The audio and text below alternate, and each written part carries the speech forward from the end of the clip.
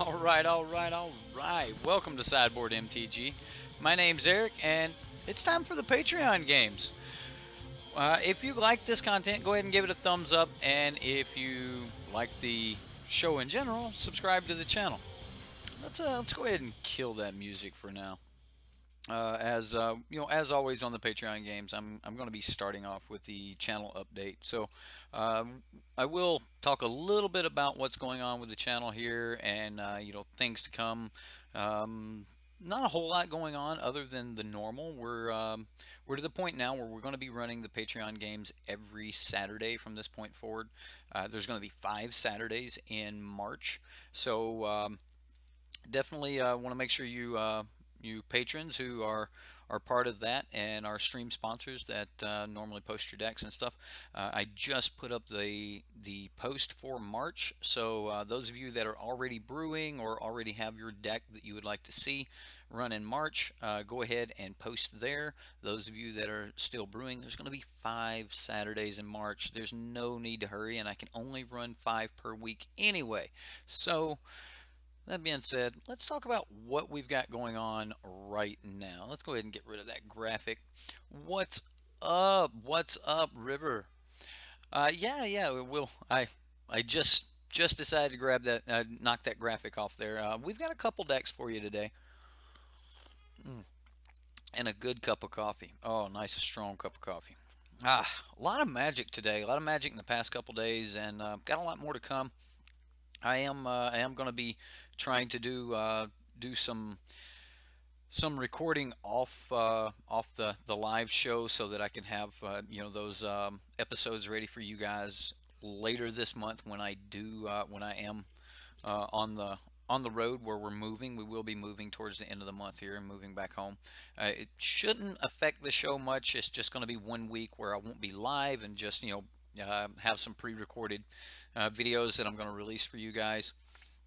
I was talking to one of my patrons via direct message, which is something that you guys have access to. Most of you know that. Anyway, I was talking to him, and some ideas got to flowing in my head, and I was already planning on retouching and revisiting all of the tribes. So I think for the week that I'm going to be gone, I'm going to go ahead and start doing some testing with each of the tribes now that the metas have already been solved a little bit more, that we know a little bit more about what we're playing against. We're seeing a lot more of this black-white tokens deck show up. We've got the Grixis control deck. Here we go. Mana Traders, as always, coming through. Well, kind of always.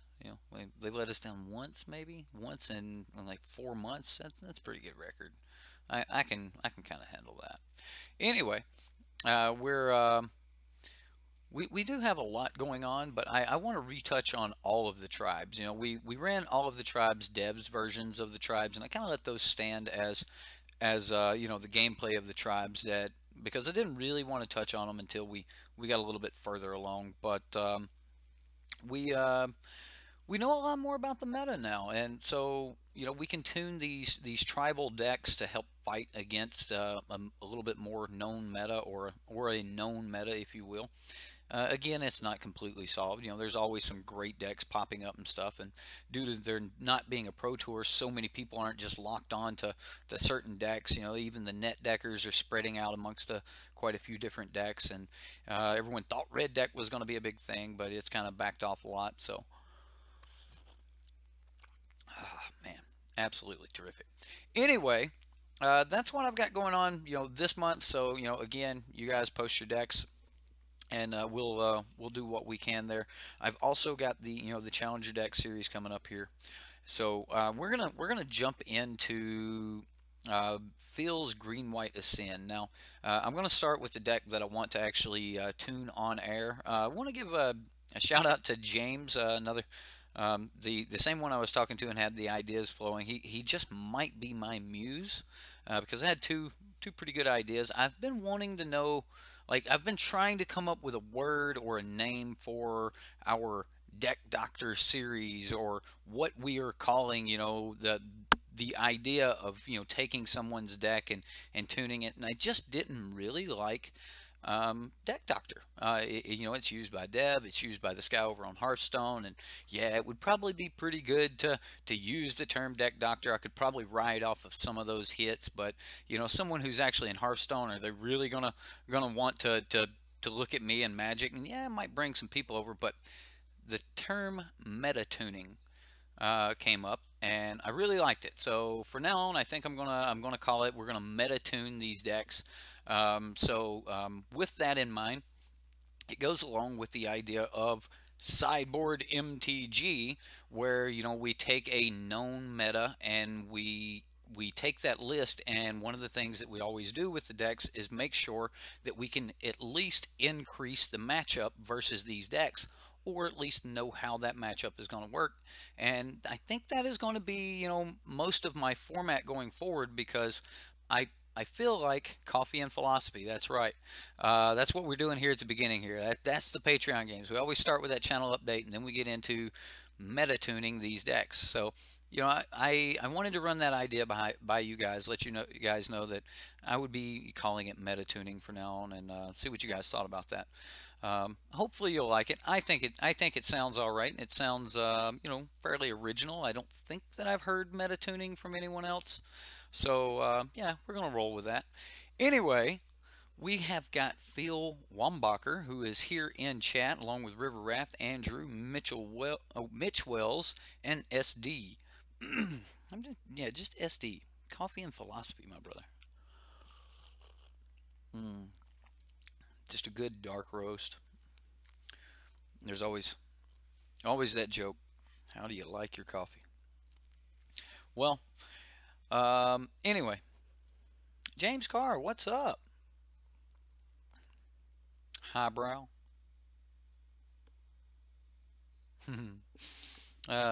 Meta tuning sounds good. Well, I hope you like it. All right. James Carr says, I think it is honest about what you are doing. It puts the decks in context. That's that's right along the lines I was thinking of. So we're going to. It also gives us reason for each of our cards. You know, not just pulling in jank or what we think will be good, actually increasing, you know, our value or our chances against a certain deck. You know, and in a tuned meta, you know, or in a solved meta, you know, decks can be tuned, and it will not always be possible to tune each deck perfectly, and there will always be things that slip through the cracks. But overall, I think it will be. I think it'll be a hit. So we're gonna roll with it, and we got Phil's deck here, and this is a green-white deck, and it's a Tindershoe Dryad deck, which I haven't gotten a lot of chance to play with the card. I do like the card. I like what the card's trying to do. I just think it's like, it just reminds me of Ishkana, and I just want Ishkana back. Just, if these saplings had reach or something, shoot a vine in the air, grab that glory bringer, bring him down, do something. You know, like, ooh, I just need some kind of reach. I wanted to play with this card in my Sultai Reanimator deck, but again, needing that reach, it just wasn't what I could like get away with. But you know, Tindershoe Dryad's really good. Dodge's Fatal Push normally requires a Vraska's Contempt or a Red Burn spell, which the Grixis decks are a little bit limited on. 4-ofs are starting to get a little bit more wary on me with the number of Ixalan's bindings that are getting used. So, you know, maybe shouldn't be necessarily a 4-of, but I do know that this particular card, you know, if you land one and it survives and then you land another, things get out of hand really, really fast.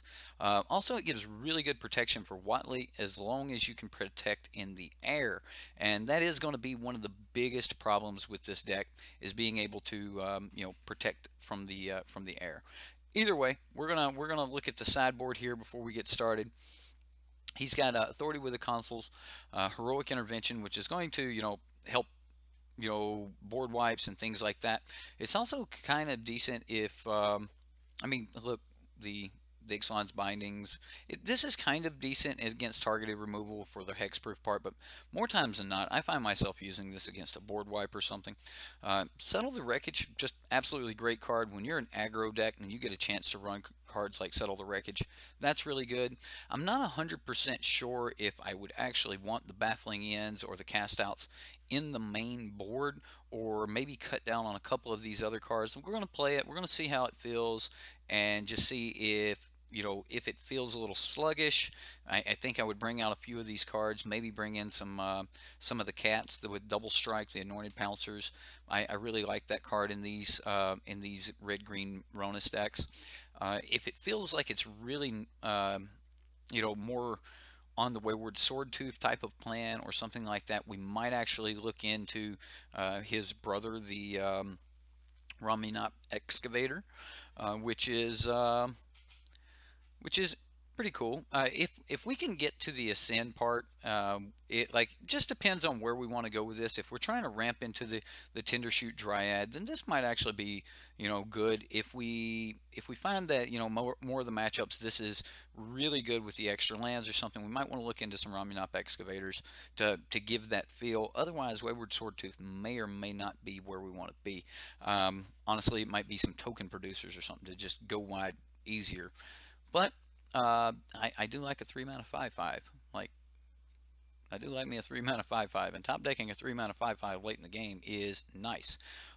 Even though it can't attack, there's 3 Galtas in this deck, and that might make it all worth it right there. So we're gonna jump into some gameplay with this and see how it goes, and hopefully we'll be able to give you some honest feedback here, Phil. I know you're in the chat there. Dryad with Ultimate Watley is such a card advantage. I absolutely, and I see where that would go. Oh, it also activates Ronus. Okay. Well, see, that's all things that I definitely want to fill out here. I want to fill out if this is actually really good in the main board, or is it better in the sideboard and you'd want to bring it in later. Main board, I kind of feel like I want to be more aggressive, but maybe not. This would be a decent hand against red decks. We have at least one piece of removal. I'm sure we're going to run into something. I like having 4 lands here. I'm going to keep it. I've got removal. I've got to play on 4. We've got good lands, so we'll keep. This is a dead card as of right now, but I don't actually expect it to stay offline for long. With this deck, I actually expect that we're going to have the power fairly quickly. Okay, well, could be Grixis. Do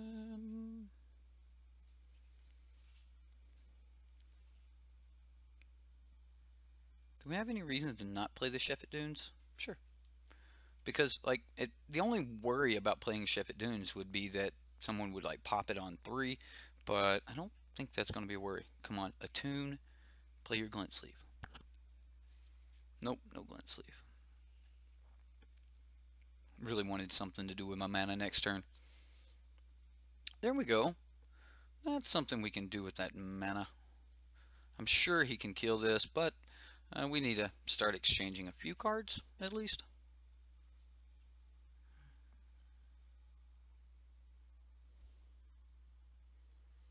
Yeah, Tasmaniac, I like the look of this deck. We might have to tune it a little bit. I like what he's got going on here with the trying to cheat out the Galta a little bit early. So, yeah, it should be fun.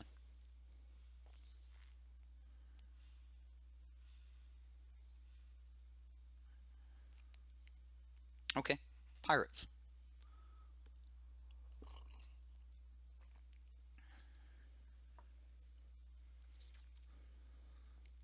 I think I take the 2, Baffling End him.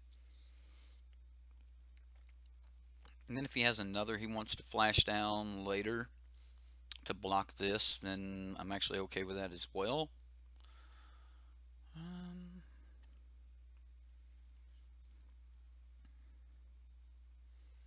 So let's get into combat and see what happens.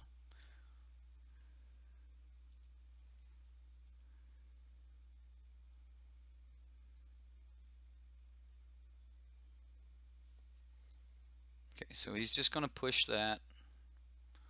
So I will Baffling in the Dire Fleet. We'll probably cycle the Cast Out this turn. Just depends on what else we see. And then we are a little ways from safely throwing down this Watley.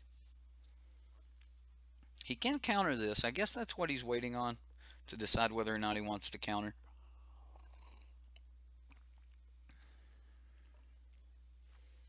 Lookout's Dispersal is definitely a card that he could be holding right now.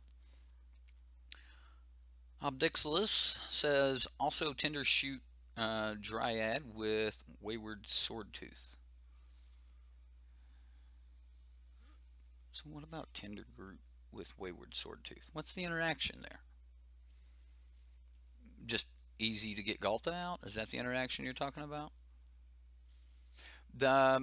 Eric, the deck is, oh, he's just going to bounce it. Okay, well, he just bounced it. I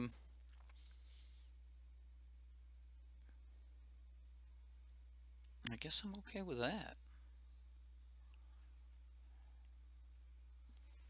Yeah, I think I am. Turn 4 Tender Shoot. Oh, yeah, because it just gives you the ability to throw that extra land down. Absolutely. Just ramp in general. But you do have to be holding it, so I mean that's a thing. Debating on whether or not I really want to cycle this Cast Out. I think I do. Wait, don't want to cast it. I want to cycle it. Man, we got a land. Well, it's not exactly what we were hoping for. Plains Forest, so we can play this. Would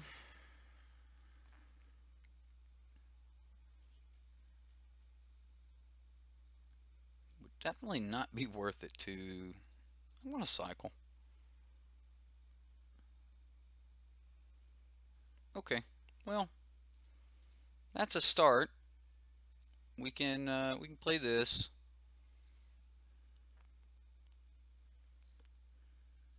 Counter.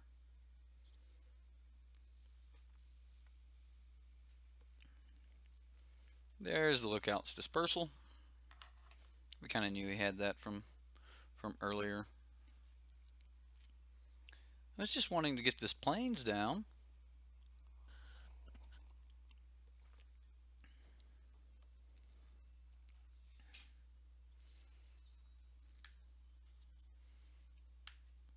Well, okay, opponent. We're just going to natural cast a Galta with the Death Touch dude up.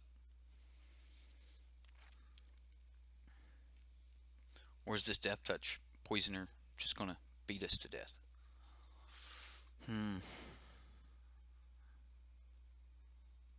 This is game 1, match 1. Galta being stuck in hand here, and that has been my experience with Galta more times than not. Just Galta being stuck. Alright, well, we're just going to pass.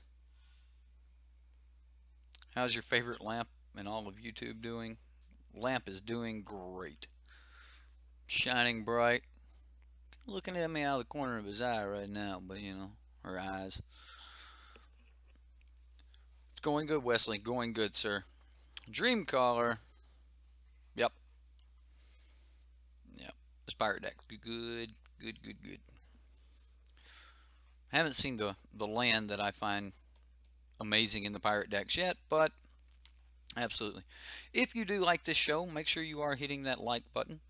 If you're new to the content and you like to see community decks and things like that run, subscribe to the channel. There's always going to be more content. Always. That's the beauty of Standard.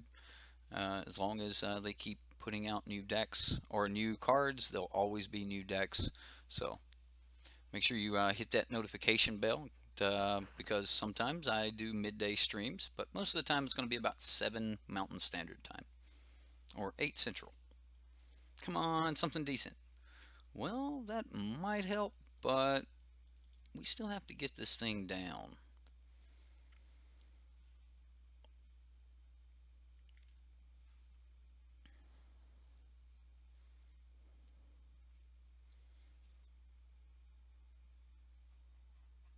If we get to pass turn and he doesn't kill this, we ascend.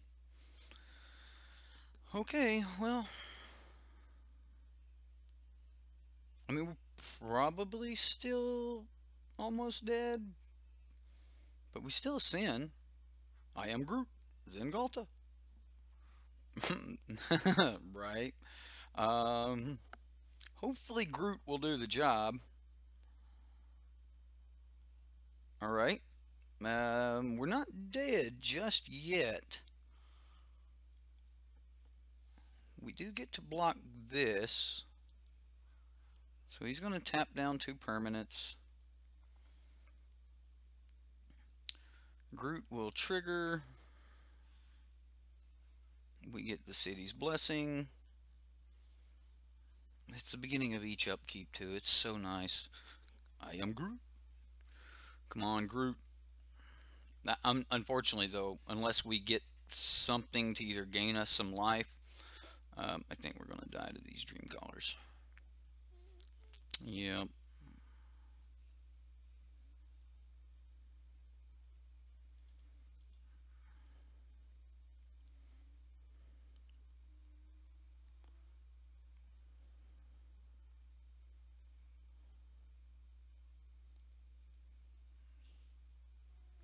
Well,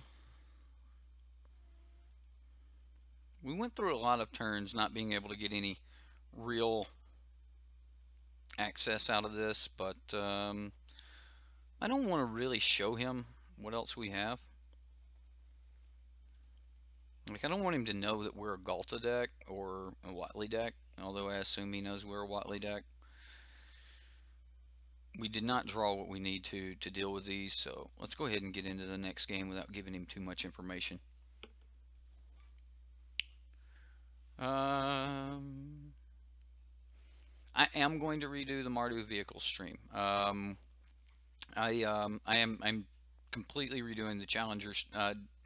The only one we got started on was the challenger deck, and we were unable to get the cards. So I am able to get the cards now, so we will be doing that. All right, what do we got going on here? So against this pirate deck, Baffling End is going to be decent, but I actually think Settle is going to be the card we want. I'm going to get rid of these cast outs.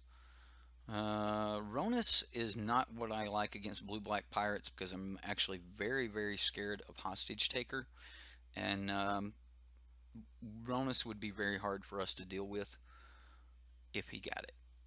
And it's possible he could create the green mana for it. I don't know, but either way, Ronus would be very hard to deal with. I think Baffling End is going to be useful. This stops his little flash guy, but I don't know if we actually need to worry about that so much. I'm going to kill 1 Galta here, as I actually think 3 is too many. Yeah, I'm definitely bringing in Settle. No approach. Just Ascend. A lot of people seem to like the Ascend mechanic right now. Ay ay ay. Another lots of land, only on turn. Like, with this hand, it's not actually going to benefit us to play this early. We're just going to play our basics, play out our Sky Marcher, and on turn 2 we can start cycling. So I'm going to go that route. I still think it's a decent hand. We have some card draw here. We have a turn 1, which is a very decent turn 1, and then we have 2 pieces of card draw. So I'll take that. No keep. I mean, 3 mana and card draw with a 1-drop. I'm okay with that.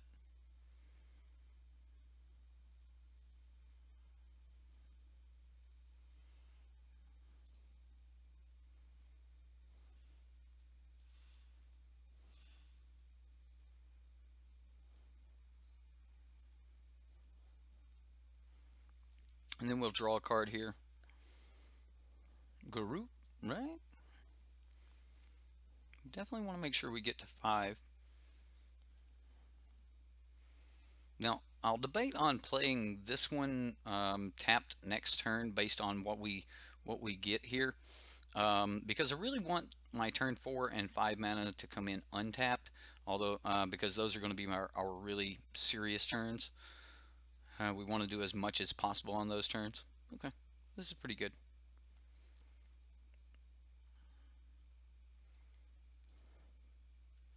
So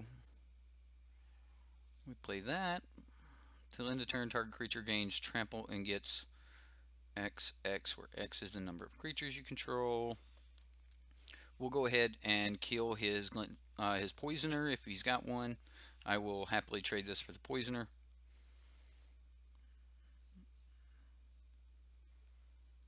Okay, looks like we are going to get to make that trade.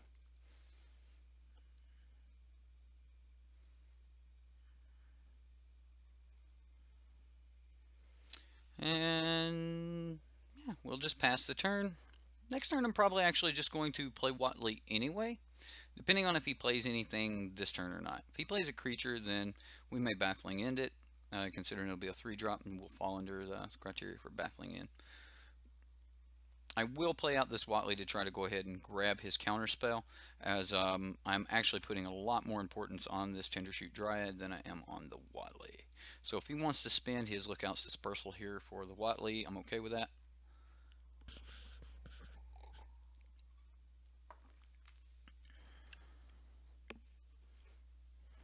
Homage to Veteran Force, maybe.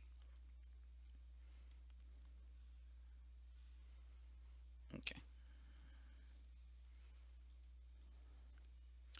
So far, opponent, you have been a very surprising deck. Insert sarcasm.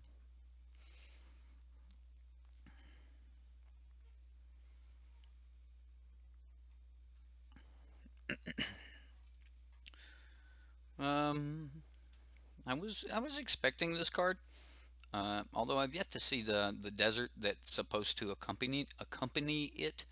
But I would like to see that. Hopefully, he doesn't have another here. We will see.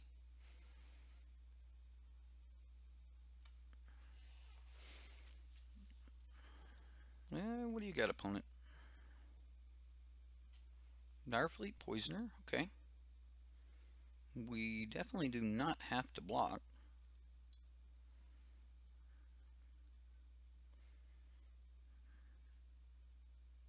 If near Deadlands? No.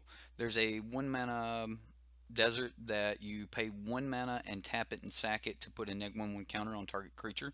You put a -1/1 counter on target creature, enter combat, its base toughness becomes a 0/1 with a -1/1 counter on it, dies.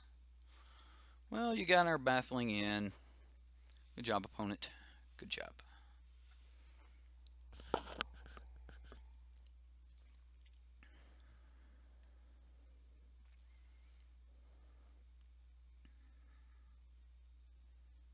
Maybe he'll take an authority?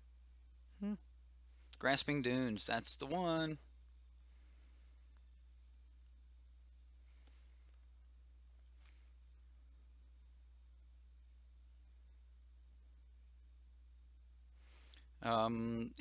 It's the best Pirates deck I've seen so far, as running the Warkite Marauder with the Grasping Dunes. I mean, just using your land and a 2/1 that you were probably going to swing with anyway to kill the Scarab God just feels so good.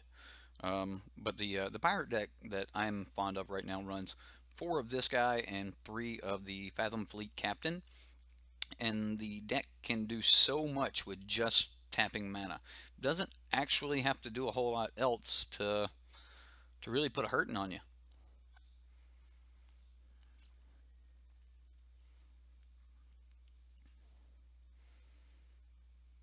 Well, we haven't quite ascended yet, but we will soon.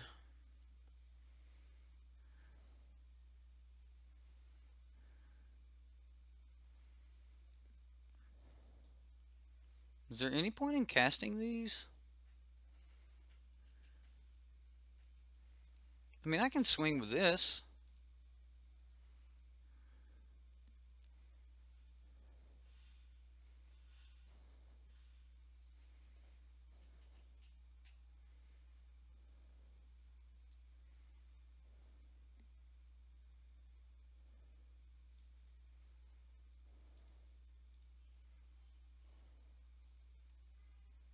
You know what? Cancel that.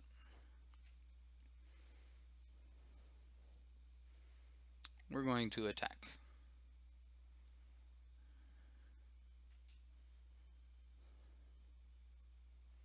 Another poisoner?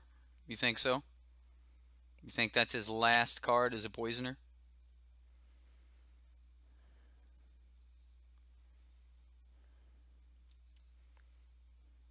I'm going to risk it. I don't think it's a poisoner.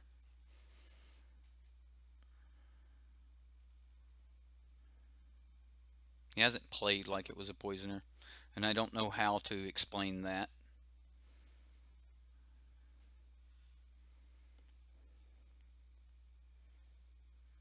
Yep, we're just going to pass. And we should be able to win next turn, I think. Maybe not 100%. Garroot has just been great. Yeah, it would have been bad news right there with a poisoner, but I don't know. It just didn't feel like that was what was about to happen to us. I don't know. Again, I can't explain that. So is he just saying that he's dead, or he knows he's going to have the mana to kill this? How does he kill this? He has to have a black source. Vraska's Contempt. He has gotten very unlucky with his lands this game.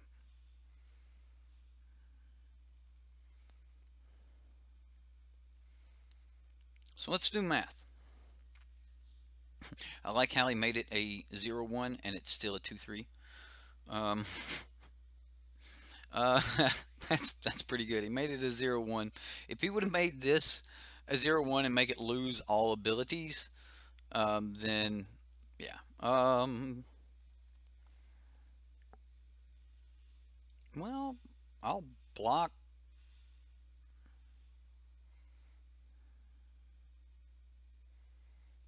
Like, if it would have lost all abilities, and that would include giving +1/+1 to everything. I'm going to thin the deck. No, I'm not. No, I am not. I just mentioned I don't want him to have double black.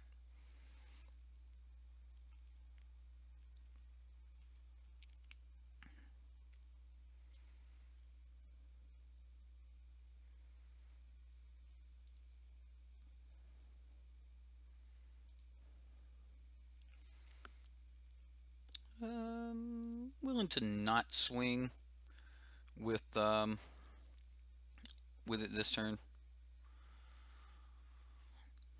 We'll just put 10 on him. It's not lethal either way.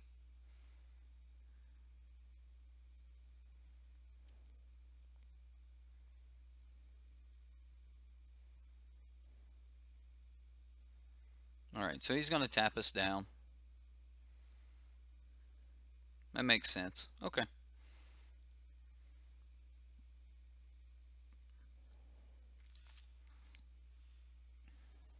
Okay.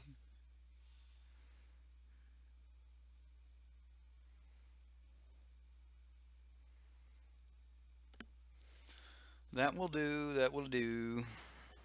Man, Garroot is putting in work. I mean, we are in trouble with the Flyers, but Garroot is putting in work. Seems budget Pirates. Pirates are pretty budget as is. I mean, you can always throw a couple hostage takers or the Scarab God in it to increase the value of the deck. But the red black budget Pirates is one of the better like $10 aggro decks you can pick up. But yeah, we're not in trouble yet. We still got some life, and we're threatening some damage on his turn. So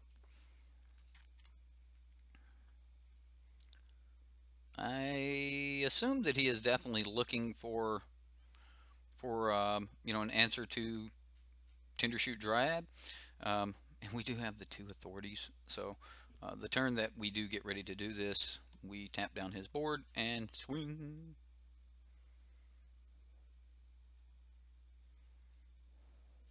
I think it's this turn. I don't think he can really. You're an aggressive little fella, aren't you?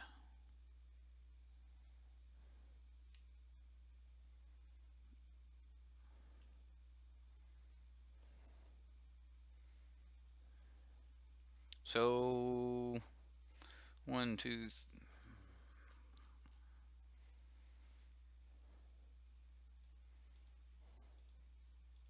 It seems like a decent top deck.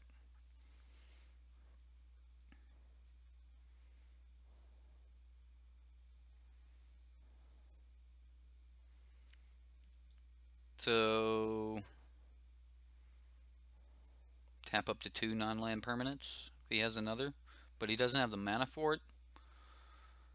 I mean, it's lethal if we swing with everything, but if he can remove this, it's no longer lethal. He's looking at 1, 2, 3. Siren's Ruse.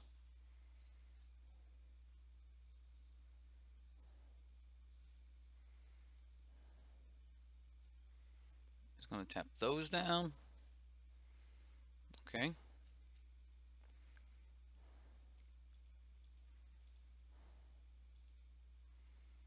We need reach so bad. So bad. We are growing beyond what he can deal with.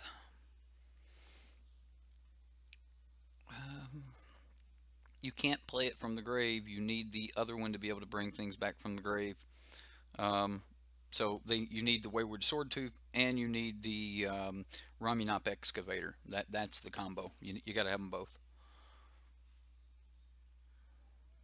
Well, good game, opponent. Good game. Way to sandbag it. All right. Well, yeah, I did mention it at the beginning here that it felt bad against Flyers. I did get one game there where it just felt horrible to have Galta in hand. I did get to see the power of the unstopped Tindershoot Dryad. Cast Out and Authority, even though they were decent, I don't feel that they were enough for the 3 of slots.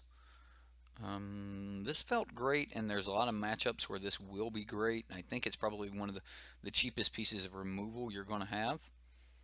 So I'm going to cut 2 cast out, or a cast out and an authority, and I'm bringing in a 3rd baffle for sure. And then what do you do versus removal and board wipes?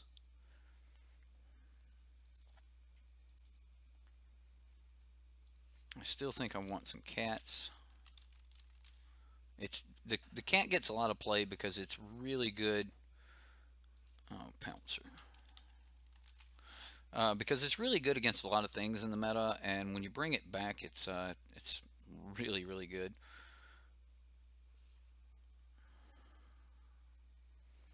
I can't think of anything else that I would really like. Like, I love the cat with the appeal to the authority. I love the cat with you know, Resilient Kenra. Like, the cat just fits really, really good here. Heroic Intervention for board wipes. Yes, it does have Heroic Intervention in the sideboard for board wipes. More small creatures in the opening hand. Yeah, absolutely. I should have definitely ran it with more small creatures. So let's say we wanted to run it like this, and then the sideboard.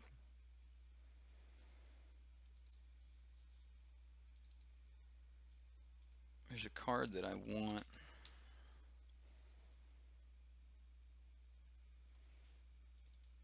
Oh, I put it in the main. Oops. Silly me. I put it in the main. just because it's going to give you an answer to like approach. You have like nothing for approach. So um, let's talk about the meta. And the way I classify a tier one deck is if I ask, you know, a large group of people, and hey, you know what? We've got a fairly large group of people right here. What do you think is going to be in next week's top 8 of the next big tournament? What do you think? And normally tier 1 is going to be those 2 or 3 decks that everyone lists. If they listed an entire top 8, tier 1 decks are going to be the ones that meet everyone's list. It's just expected in our meta. This is one of the best decks. It's going to be there. You're going to say things like, oh, Sheltering Light saves lives. Sheltering Light would be really good here, but I actually would prefer Blossoming Defense over Sheltering Light. I just think Blossoming Defense would be better. Um, I would really like a way to protect the Tendershoot Dryad, and it could be Blossoming Defense over the Baffling End, or even the Cast Outs. Um, Maybe even cut a Resilient Kenra, because the card's good, but it ain't like overwhelmingly good. Um, like you could shave just some of the curve off a little bit, and like just drop here, maybe drop one Sword Tooth. I mean, you're still going to be hitting those, but you're just going to have more options and things like, so you might want to shave these, because neither one of these cards are one of those cards where you're like, every game I have to see this on turn 4. So you're good, Andrew. Andrew said he'd put his money on a Magic deck making top 8. So yeah, mono red Grixis and red green monsters.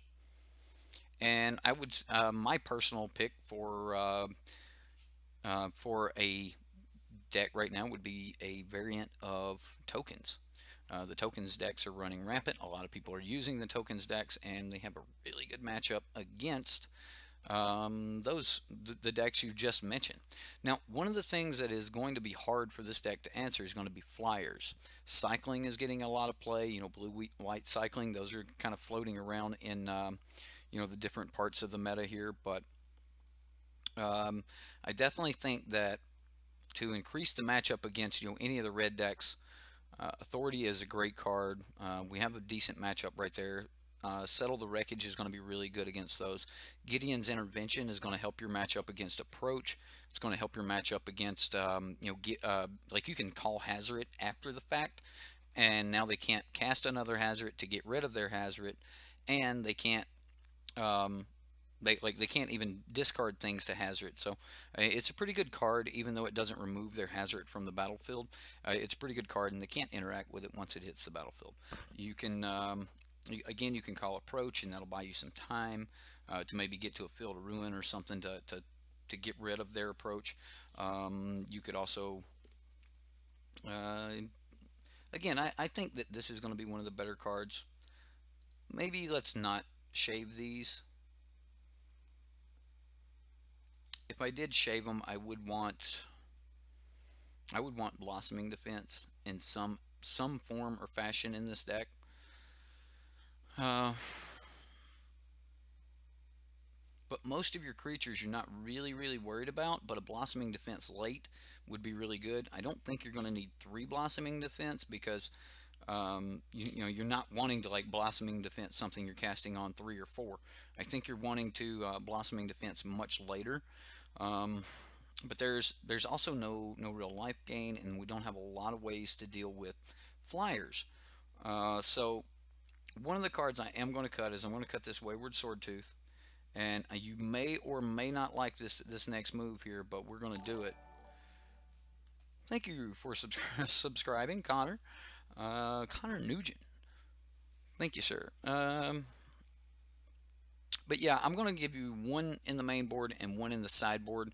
And again, you may or may not like it, but I think it's Aether Sphere Harvester. I think it's the card that you need. I think it's what you need to bridge the gap here for the flying problem. And you could always crew it to have an extra creature for a Watley Plus or something like that. Crewing it will also give you, you know, more power on the battlefield to get to that Galta. We did cut down one Galta because, yeah, you want to get there, but you also want to play a good consistent game, not necessarily just have this live by the combo, die by the combo feel. You know, that's never what you want when you're trying to be competitive.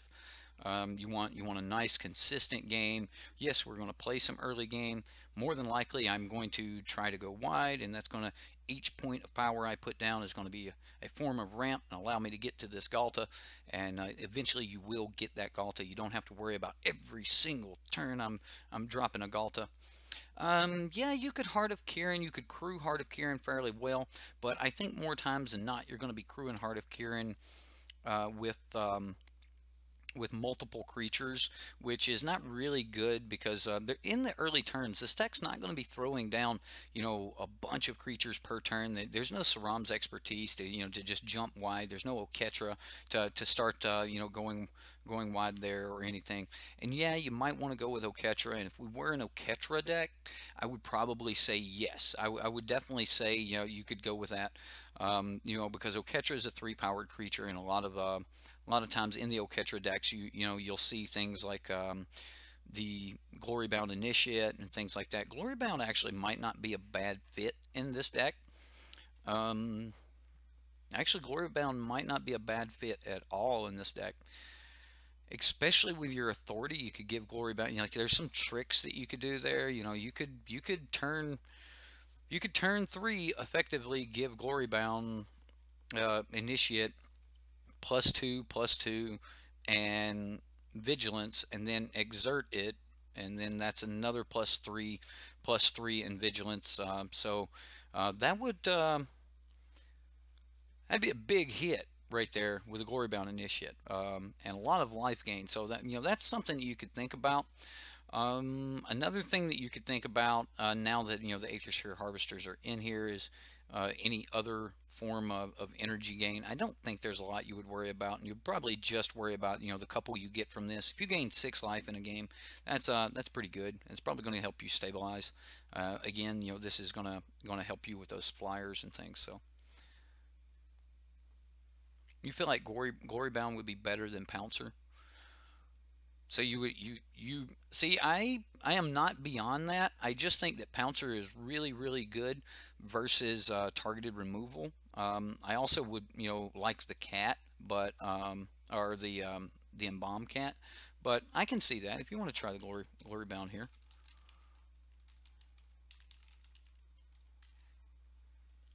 Let's see what we've got. I don't think I have the Glory Bound Initiates. I might. No, I do not.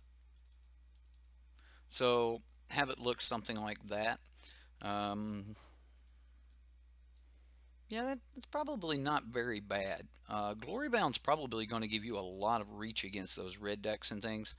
Man, turning him sideways and, you know, just having a 4/4 on 3 swinging is really good. Also, you swing with that 4/4, he gets through, and then, you know, after he gets through, that's you have 4 power there to get down that Galta. So on turn 4, all right.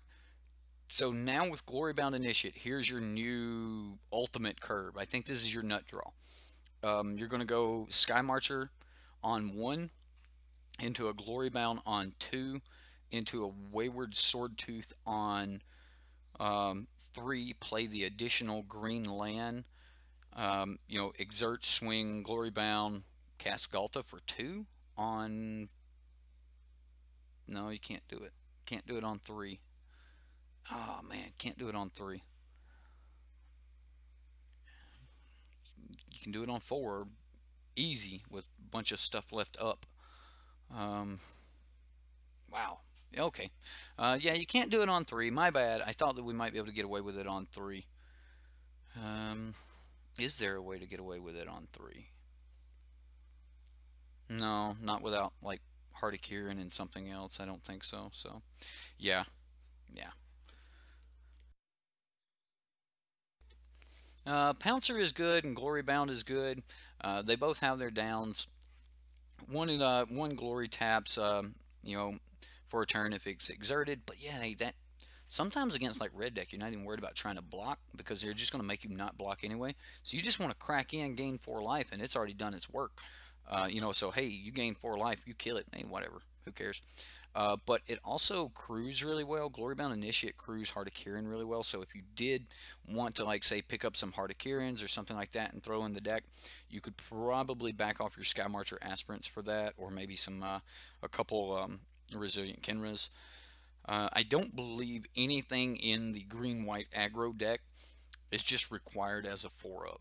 I really don't. I just really don't. So, yeah. Philip says, playing Glorybound, you think you'll put Prepare to Fight in instead of Appealed Authority. Let's look at Prepare. Prepare to Fight. Fight. Alright, Prepare to Fight. Untap target creature gets +2/+2 and gains lifelink until end of turn. Yeah, that's pretty good. Target creature you control fights target creature an opponent controls. Wow, can you imagine? Yeah, of course you can. That's why you'd want to run it. I can see that, and if you wanted to do that, yeah, I can see that. Or maybe even just 1/1. I like the fact that this would give you a little bit of removal. Yeah, it's expensive. I like this on turn. Like, you can just play this for so cheap. Whereas Prepare to Fight, your chances of playing it all in one turn are kind of slim. I mean, that's 6 mana to play the whole thing in one turn. So I'll let you play around with that idea. I personally think that if you are going to put Prepare to Fight in, you might be able to back off on a couple of the battling ends, but at best, this is going to be a turn 4 piece of removal. I don't know. I don't know. You might be able to get away with some shenanigans with the untap +2/+2 and gain life. The instant speed will probably be pretty good there. You're probably going to have some pretty good shenanigans. Yeah. I think this is going to be enough lifelink for you, though. Other than that, Mr. Phillip, Mr. Wambacher, I think this is where I would go with the deck. Your land base looked fine. There's like with the 2-color land base, you could always like just kind of teeter-totter back and forth a white versus a green based on cards that you were bringing in and out. I think we're still shifted a little bit more towards white than we are green, so maybe we want to back off one and add one here. Really, you're going to pull a version I don't have. But for the most part, yeah, I think you're going to be. I think you're going to be fine. I don't know. We do have a little bit more double green. Maybe it would be fine just with the forest. Because you do have one additional Sheffet Dunes over the Haship Oasis. You are slightly leaned white. I don't know. It's kind of even, isn't it? No, it's balanced. Yeah, you're currently balanced. Green-white. White is more painful than green, but you are currently balanced. So I would definitely shift more white to guarantee that I had early white over early green. You will need more white in the early games than you will in the late game. So I would say the extra plains will be more beneficial than the extra forest. So we're slightly shifted white versus being completely balanced green-white. And I think that you're going to want that based on your curve. I think that will help your math just a little bit. As far as, again, I'm not doing the math. That would take a very, very good calculator to be able to calculate exactly how you would want to be able to play this out. And I would always say if someone could create a calculator that we could just calculate everything, that'd be awesome. And man, that would be awesome. Anyway, this is what I've got for you, Phil. I hope you like it. I will go ahead and export that, and I will save it, and we'll throw that link up for you there. I'll get it over to you on Patreon if you want it. Otherwise, you could probably see what changes we made here and just kind of go with it. I know you were watching along there. Now remember, changes I made, you don't necessarily have to make for yourself. As always, this is just advice. This is, letting your buddy see a deck or something like that. When it really boils down to it, it just matters on what you want to play. So when you go to your F&M, it's all up to you, man. All right. The next deck here, we're gonna jump into Abzan Zombies. What? Why don't I have the other concealed courtyard? I'm missing a concealed courtyard. Really? All right. Well, let me grab one real quick, and we will talk about Ryan's deck now. Um, this deck has baffled me a little bit. Um, oh, hold on. Let me go ahead and place this order for a courtyard real quick. Concealed courtyard rent. There we go. I don't think we're missing anything else. But this deck has baffled me a little bit. Ryan has been working on this deck a lot. He has made quite a few changes to the deck, and it, for better or worse, has become a tokens deck. And there is a bit of there's a bit of a zombie theme going on here, and Ryan didn't exactly have it as far on the zombie theme as I've taken it, and you could take it farther or you could take it less, but it's somewhere split between a zombie theme and a tokens theme. We've got a couple payoffs for having zombies, and we will be creating a lot of zombies. So to get that one card, looking at about 10 minutes. So I'm actually just going to remove that, and we'll put a plains in its place for right now. I know that's horrible, but I'm not going to wait 10 minutes for us to get into a game. Anyway, with this particular deck, I've got some pieces in it because I believe that if you wanted to have the zombie theme, you wanted to have that zombie deck, and you're trying to ramp for the sake of ramp and ramp for the sake of just creating a zombie. There's nothing really wrong with that. I actually like it. I like the fact that once we get our anointed processions down, we could grab 2 lands and create a bunch of zombies. Just creating a horde of zombies to hide behind. We only have 2 of this Wayward Servant in the deck, but it is a zombie that we're going to be able to take a lot of advantage of, and the life gain is no joke. When you're creating, 6 zombies at a time, you're draining for 6, and this will more than likely be our primary target for our Liliana Death's Majesty. The rest of the time, we will literally be ticking Liliana up, not worrying about what we mill. One of the biggest conversations that I run into people talking about Liliana's Death's Majesty is they worry about milling cards into their graveyard. Well, I just milled that. That's not something that, like, I didn't want to mill my this or that. Well, remember this. If you're digging deeper through your deck, you're actually seeing more cards. So it's not as big of a deal as you really think it will be. You're just seeing more cards. Yes, you're not getting any type of card advantage off of that, but we do have Nissa in the deck. So if we do mill past one of our permanents here or something like that, and we want that back, even though it's not a creature, we can use Nissa's -3 for the exact same thing, grab back an anointed procession or something like that. And it's just not going to be something we worry about.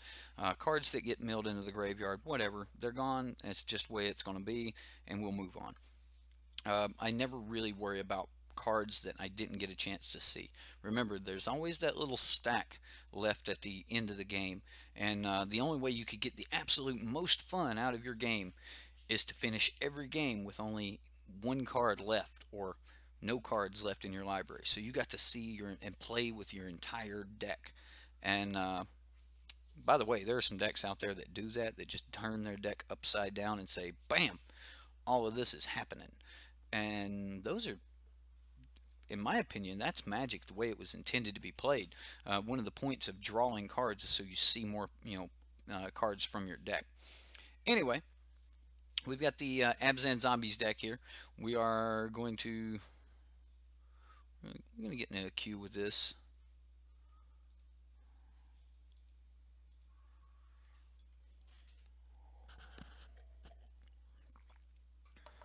And hopefully we can have some fun here. I know Ryan was against the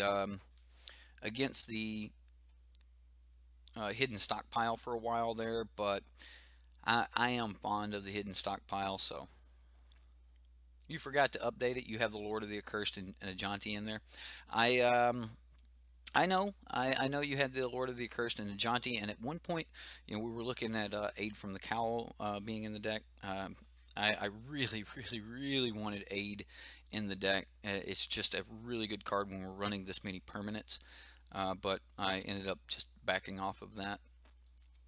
I think I backed off of that. This version, I don't think this version is the version that still has Aid in it. No, I had backed off of that, yes.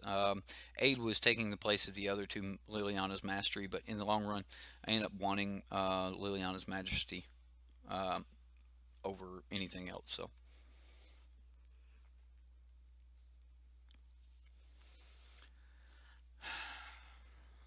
Well, Johnny. I still say a Jaunty, I don't know why. A Johnny, okay? A Johnny. A Johnny, a Johnny, a Johnny. A Johnny Goldman, a Johnny. You won your standard showdown, though? Nice. A Johnny be good. What do we got here? Let's move that. All right. Oh, I think I went too far. Here we go.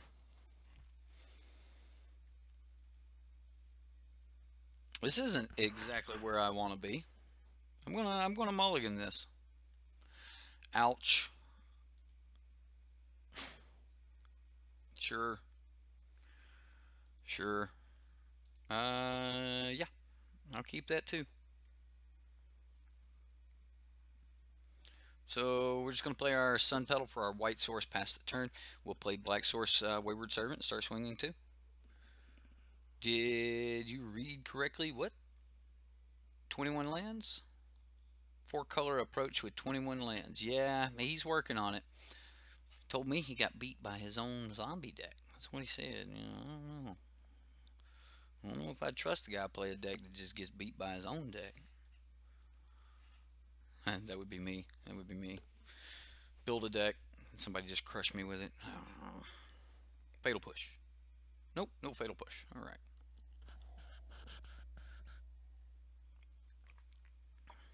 Cat's out of the bag. We're Abzan zombies.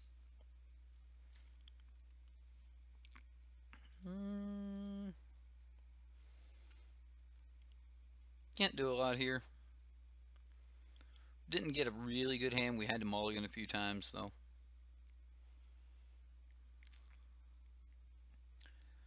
Four-color approach. Why red? Chandra, Glorybringer approach with Sunbird's Invocation seems good. That's a deck I haven't played in a while. I might add that to the week where I'm out of town. Just go grab me a. Did I just pass the turn? I think I did. I think I just passed the whole turn. Yep, sure did. I'll have to replay this now. I just ruined that whole thing. Okay.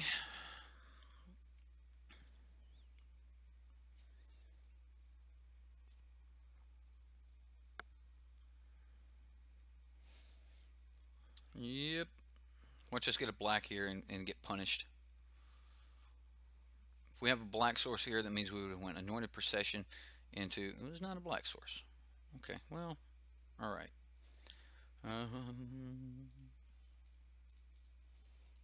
We are a land behind, but it won't truly matter here. Hopefully, though, we can start creating some tokens. We're not dead yet.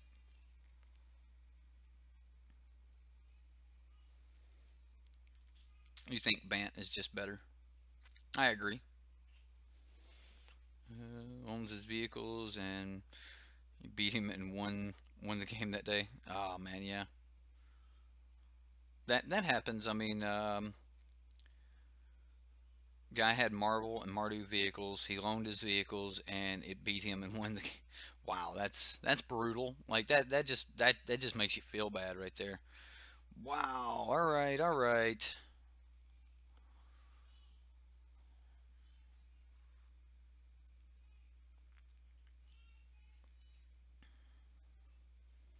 So we will take some damage, But we're going to gain a little bit back here if we just hit a black source. Come on, black source. Okay, never mind.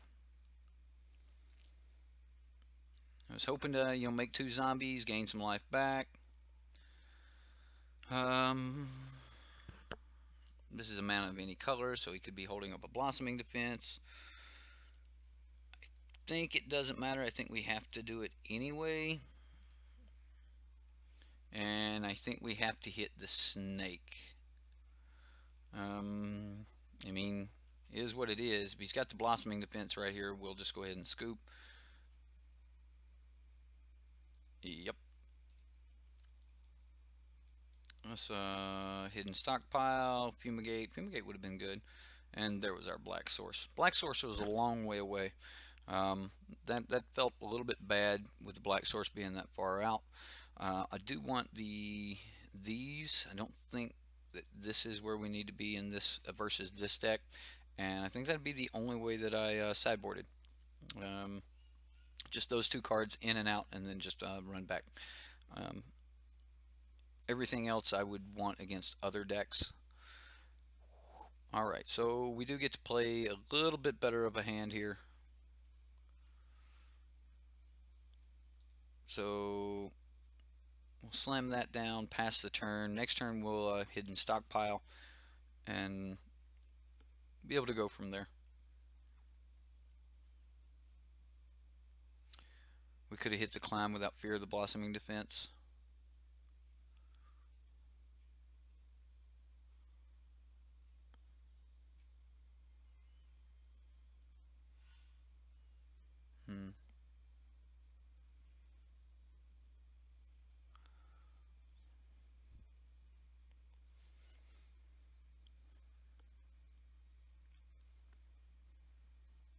Well, climb had already turned into a land by the time I cast the card that would have been able to target climb. It had already turned into a land, so you wouldn't be able to target it in the first place. Right, right. And now we can actually like play priest, and when he kills the priest, we start making things, and then, like, we bring the priest back. So we've got this sub theme of tokens that should buy us a lot of time against decks like this. That's totally fine too.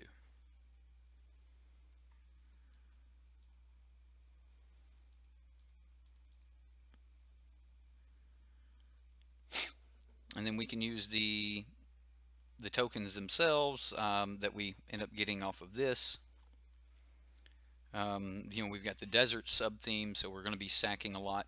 The reason there's not 4 of these in the deck is because we can't make as good of a use of it as the early the decks that are just built around it, where it's just 4 of these, 4 anointed processions.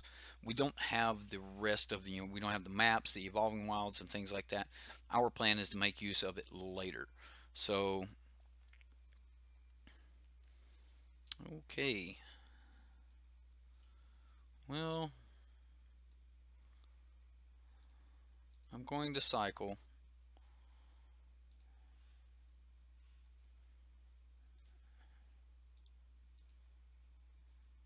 Maybe I should sack this to scry before I cycle. Okay, well, we can wait. I mean,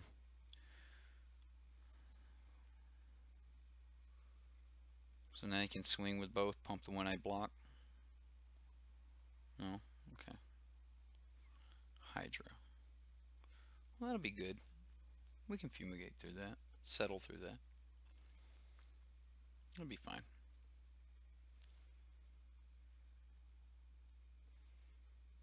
Okay. There's a rivulet.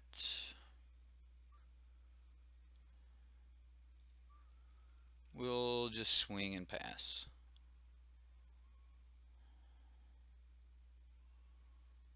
Sweet. Now we'll start our chain, if you will. Hopefully. We'll see. We will see.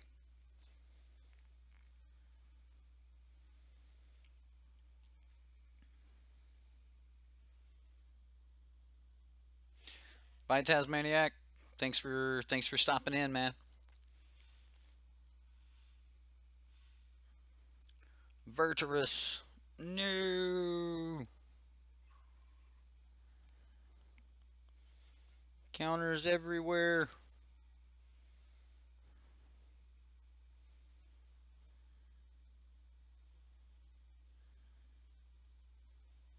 You got me. Oh, don't do it, opponent. Oh, you swung. I can't believe you swung. He did. Alright, so we take 3 here. We take 3. Abzan Zambies. Good old Zambies. Could have been worse. Could have all gone to the ballistas. Right, right. Yeah. I think that if I was doing, I would have probably put it all on the ballistas, but, you know, that's just me.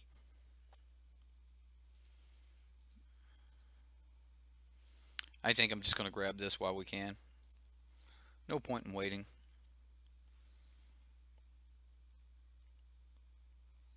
So now if he Veroscas pops this, you know, whatever. It's not exactly what we want to have happen, but, you know, it's a thing. Hey, he's cycling. That's cool with me. Servant. Servant pass seems really, really good. Really? Have you brought me? I think they've brought me a concealed courtyard, y'all. Just gonna play another hidden stockpile, so that seems decent.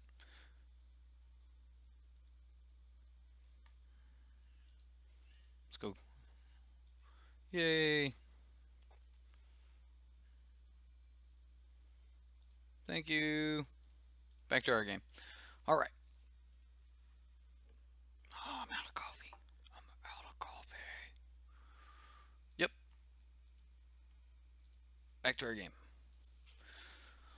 Okay, well, I mean, we need any land off the top, really. I am interested in, like, sacking my own Ipni Rivulet at this point, though. I don't want to go down a land, but I am... Ooh, there we go.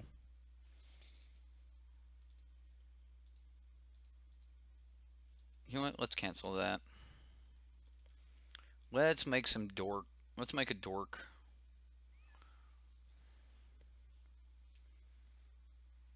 Do we want the dork? Do we want to just... I can't play Lily. I want to play Lily, but I can't play Lily. I think I want this dork.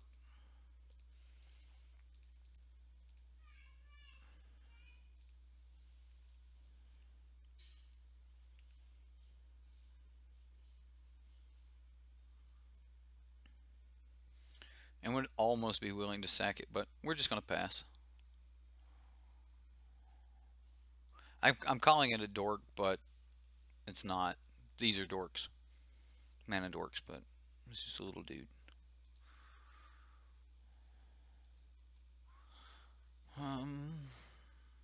No. I'll take it.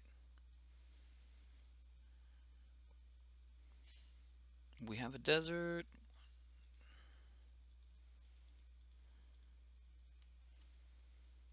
So now we're going to be able to do things. So let's go Scavenger Grounds in case he has the Scarab God. And what other we want a black desert. We need a black source. Do we want to pay life for it? Do we care? I could get the Desert of the Glorified so we wouldn't have to pay life, but we have plenty of life, so I'm just going to go ahead and grab the utility land with the yeah, that seems good.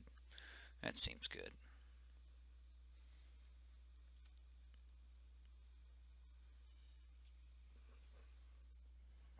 Right. Well, that is the reason, Ryan. That's one of the reasons why I went back and I put a Desert of the Glorified in. You'll notice that in your list you didn't have a Desert of the Glorified because sometimes in certain matchups you're not going to be able to go get that if near Deadlands. So just let that be a thing that just kind of sets in the back of your head of, do I actually grab the if near Deadlands? And honestly, I probably should have put the Cycling White Land in the deck instead of that Plains that we threw in earlier. Yeah, I know some of these lands coming in tap, but once you start making tokens, you're just going to have all the time you could ever really want here. Um, so, oh man, we can't do that. We can't play them both.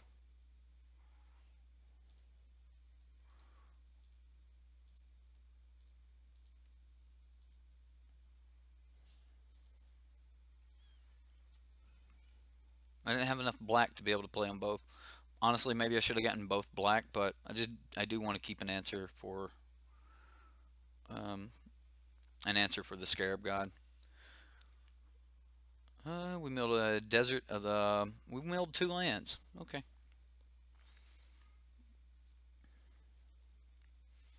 And now's the fun part, Ryan. The part where we're not really worried about swinging or not. So he can't really block. We're still going to scry because we're looking for an anointed procession.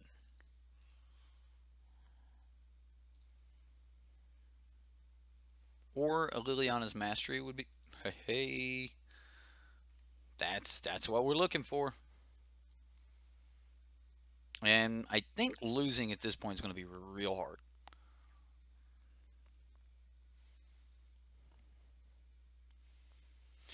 One of the reasons I really like the zombies over the 1/1s is because anyone who's actually ready or their deck is built to deal with the zombies, are built to deal with the servos, they're not going to be built to deal with zombies. The 2/2 power and the fact that they're going to grow into 3/3s, yeah, and sometimes 4/4s. Like the longer this deck goes, the more powerful these zombies are going to go. You're going to see that as this deck's going to feel inevitable once it grabs a hold, and we're firmly in the driver's seat now. It would require a Bantu's Last Reckoning to take us out of the driver's seat. So I'm going to go Wayward Servant.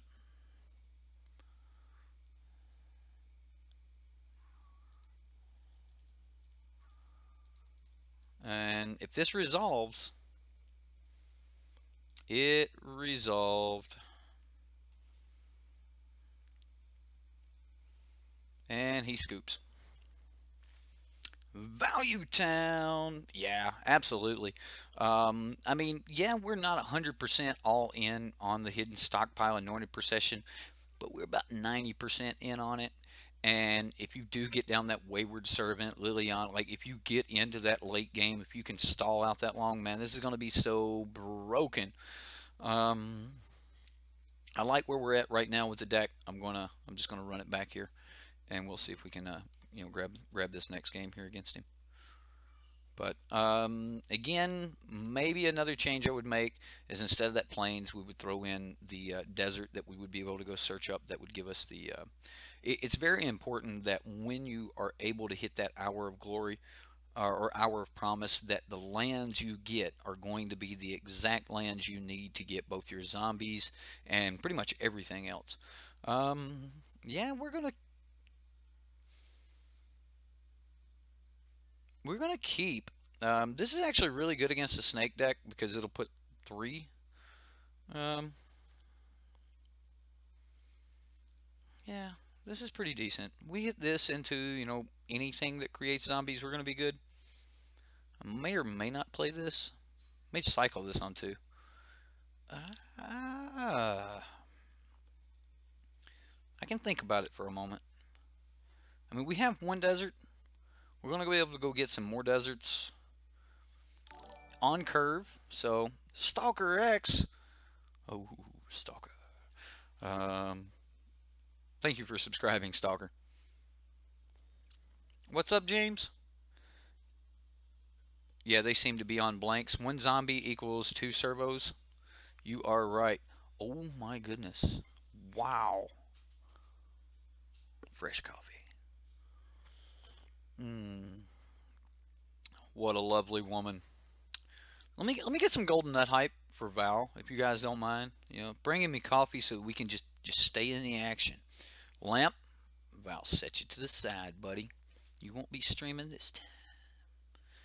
All right. I'm done being weird. We'll just throw our desert down. More than likely gonna cycle this. We've got 3 turns to get to one more land, and you guys are about to see just how broken this curve is, and we get to go either direction with it. Any way we want to go. I may not even cycle this. I really might not. I may just hang on to it and be like, whatever. Can we do it? I mean, if we miss a land, I think we're still going to get there. I'm not worried about it. We'll cycle it. We'll hit a land. We just need one land in the next. There it is. There it be. Oh, this is about to get good. We're either going to run into a negate so hard that it's stupid. We're just going to slam straight into it, or this is about to be medieval. I'm going to go ahead and play the white in case we need to, hit another white source. But yeah, thinking we're about to force him to need a negate. Valentine, player of control. How many?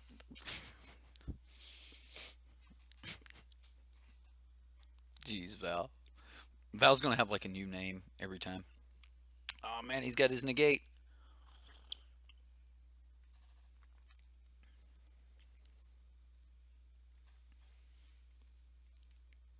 I'm sure. I'm gonna try it. I can't not try it, so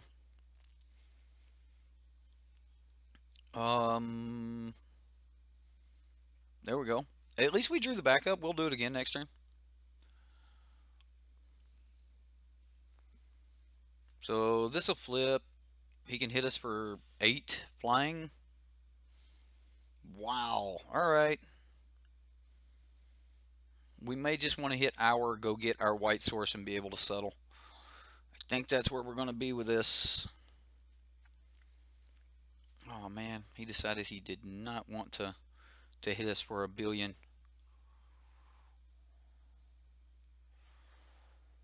Okay, what do we get to do here?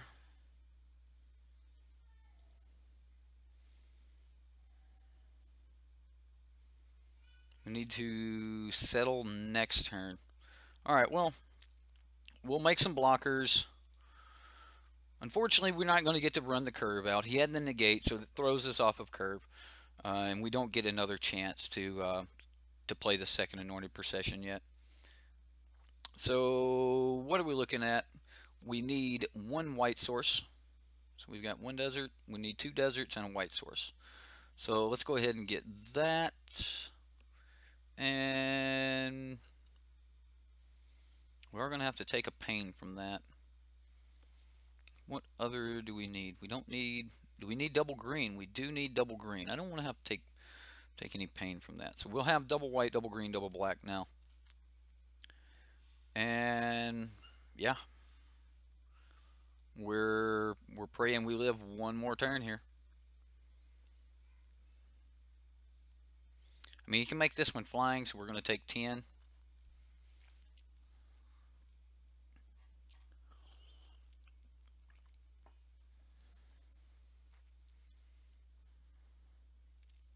And Val's like she likes to keep it fresh.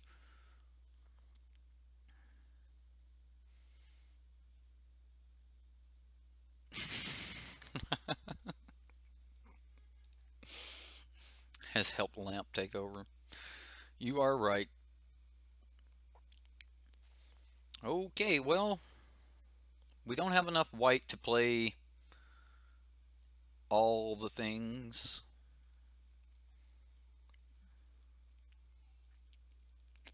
Well, opponent, you might have guessed it, but you cannot Cannot swing this turn. We died to Ballista. You are right. Ballista off the top kills us. Next turn we just we try to make a bunch of zombies.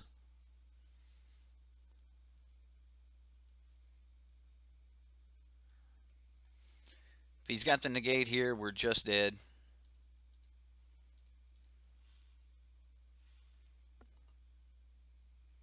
He's got it. Yeah. Just lost a negate. Ouch. Ouch. That's brutal, and it is kind of the only way to beat these tokens deck is to get in over it with the flying. Just couldn't create enough blockers there.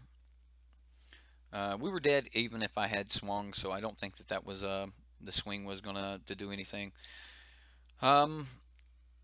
What else would I do to this deck? Again, I would probably put in the White Desert.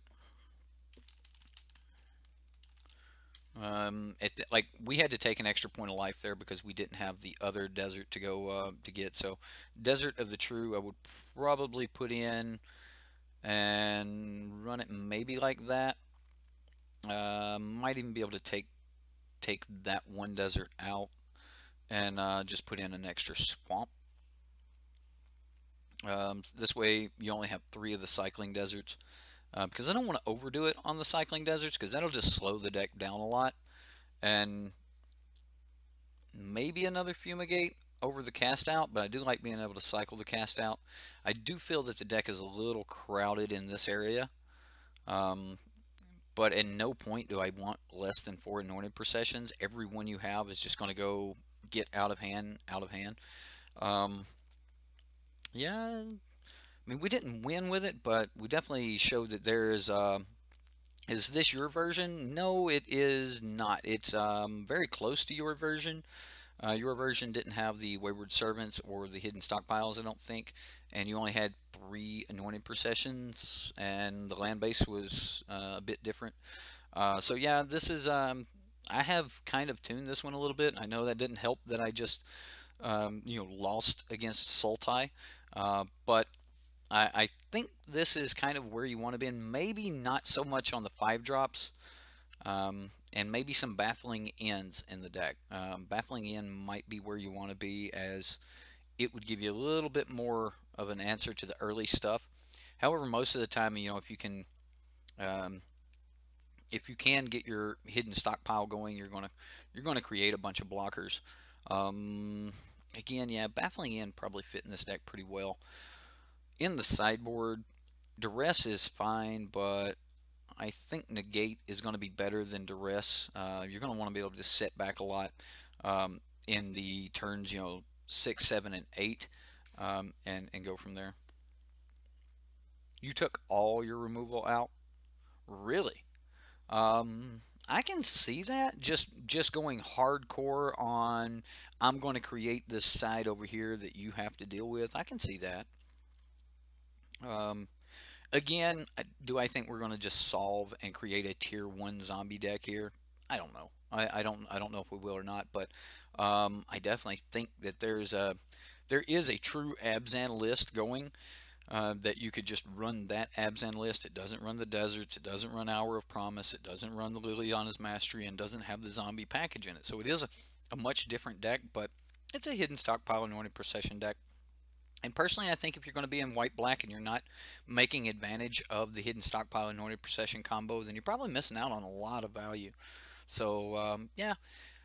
What did you replace all your removal with, Ryan? I'll wait. I'm going to drink coffee and wait on you to answer. Did you put in more ways to sack things or what? Why only 2 servants? Because it's like the only creature you want to bring back with Liliana. You just throw the servant down. Once you create, you play a servant early and it's a blocker or something, you play a servant late with Liliana. Ooh, Lord of the Cursed and Scarab God Ramp. That sounds good. I will say Liliana's Mastery and Lord of the Cursed is mind-blowing when you're bringing things back as 4/4s with the Scarab God. They just become 5/5s, 6/6s. Have a Liliana's Mastery down. Bring back a Lord of the Curse for a 6/6. Yeah, that's pretty good. It's pretty good. Why only two, not more? Because you don't really need it. It's just kind of one of those things that's there for lifelink. And as we're bringing back a bunch of copies, we'll just. It's the only. I wanted something in the deck that you might actually tick Liliana down for. So I said, if we were going to tick Liliana down, what kind of ability would we want? And I was like, well, I'd want life gain. And originally I had the Sunscourge Champion in that spot as a 2 of. And then as I was playing around with the deck, the Wayward Servant actually ended up giving me more life in the long run than the Sunscourge Champion, because there's not a lot of cards you want to discard. There's no real value to throwing cards in the graveyard. Vraska's in the sideboard or in the deck. I like Vraska. 1 Lily, 2 Ajani, 2 Nissa, 2 Vraska. Okay. Carry on my wayward servant. I'm sorry, Val. Val's in there going facepalm. Told him not to sing. Yeah. Anyway, you was right the first time.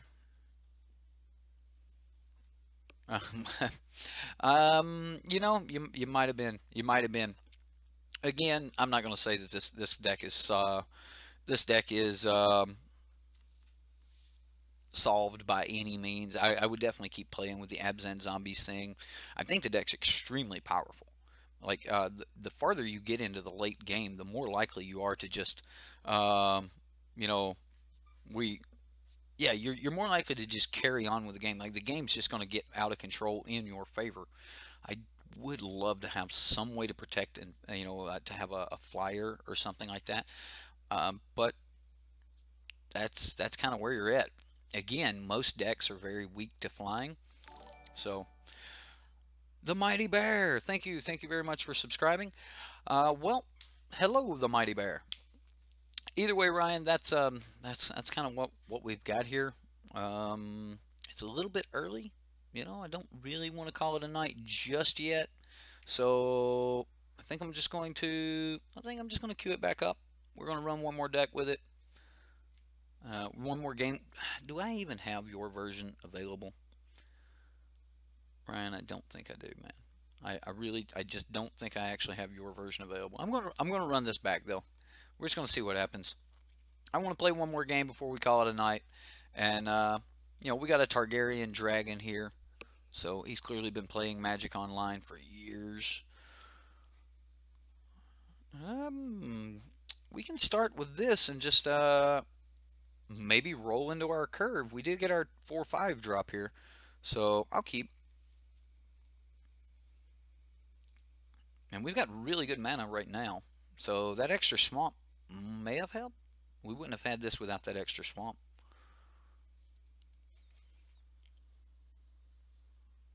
The Rastafarian Targaryen. Have you guys you guys like Game of Thrones? Oh man, this could get good. Let's just start off here and go. Mono black approach. Tokens. Nope. Or Zav control. Or vampires. Yeah, vampires. Oh man, we might get to see all the things. All the things, Ryan. He doesn't have to know we're a black deck yet. We don't have to play it yet. Abzan Maniacs. Animaniacs. Man, that was good. Never watched it. Anime too good? What?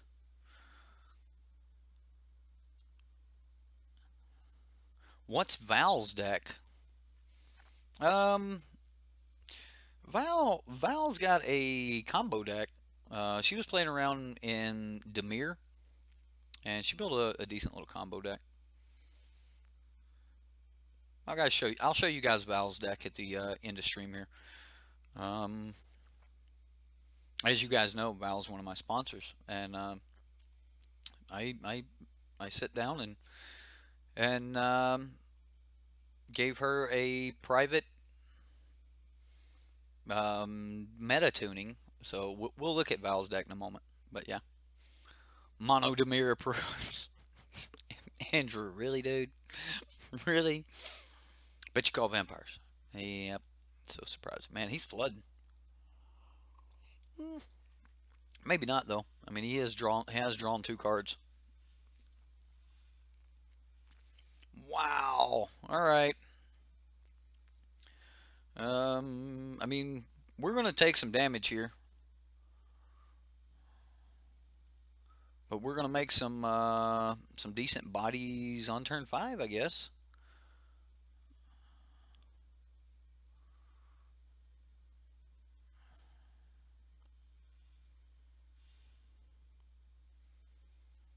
Do we just save this for his alpha swing late game?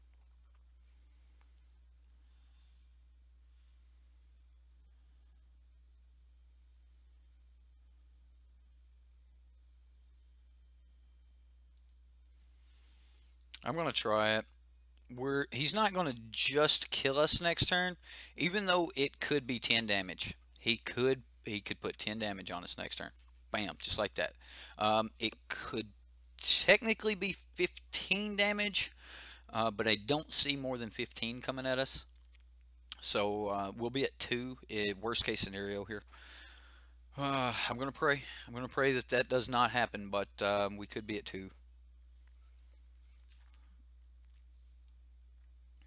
Okay, so there's 10.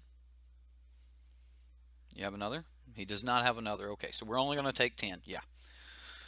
Whew. Yep.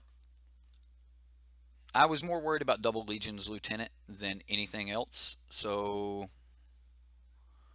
yeah, I mean we're dead to that. We're 100% dead to Sanctum Seeker. So yeah, I mean, if he throws Sanctum Seeker down and says, "Bam, swing," then we're just dead.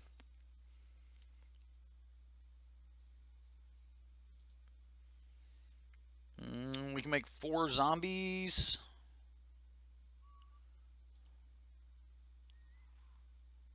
So block, block, block, block. He hits us with. He can't. He won't swing with that. He. Yeah, I'm gonna play it. I think we're dead anyway to Sanctum Seeker. Um, I know that we could play Settle.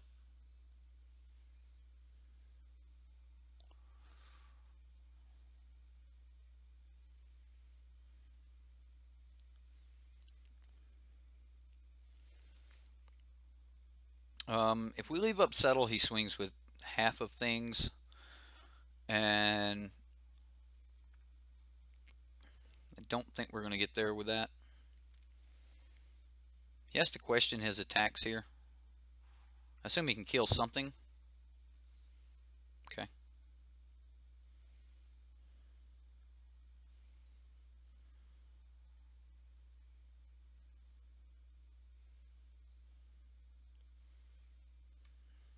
All right. So we'll play land. Still don't have a desert. I'm going to go.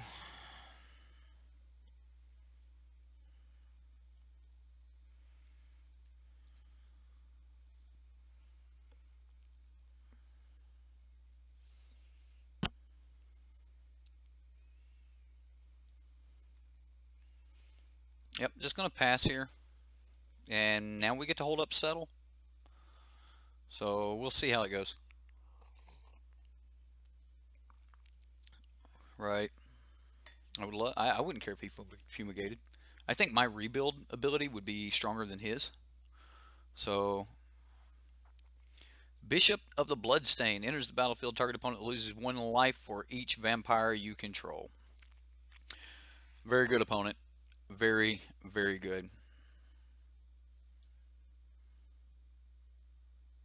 I wasn't ready for that. Fumigate would have been really nice right there. So we're definitely going to be running Fumigate. We're going to be running the other Settle. I'm getting rid of the Ixalan's Bindings and the Cast Out.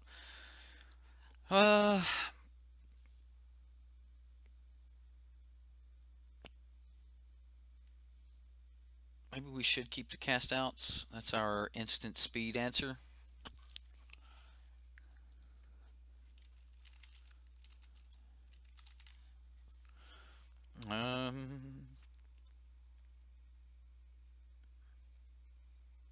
Let's cut a Nissa here.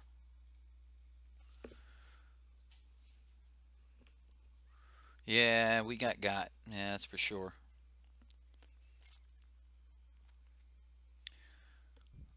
Lost Legacy the Seeker. Well, see, the thing is he didn't kill us with Seeker. Am I going to pull Paladin of the Bloodstain? Am I going to kill Seeker? Like, what am I looking for? I don't know. So, I know I put the opponent on, being a pretty good player, and he did respect, losing his creatures by not swinging. But I guess it was because he knew that he had that into his deck. So, yeah, it is what it is.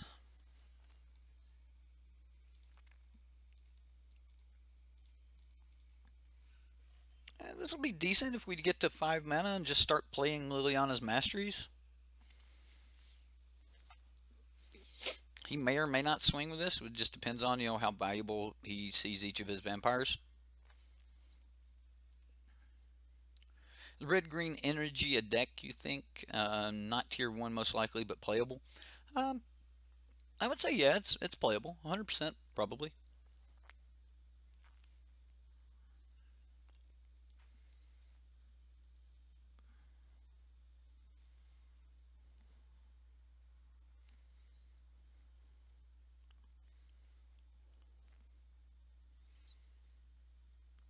Like, what would you want energy in the red-green deck right now? Like, what part of that would be beneficial to be energy? Just curious. Good evening, Nerb. Is that you joining us? Are you leaving? What's going on there, fella?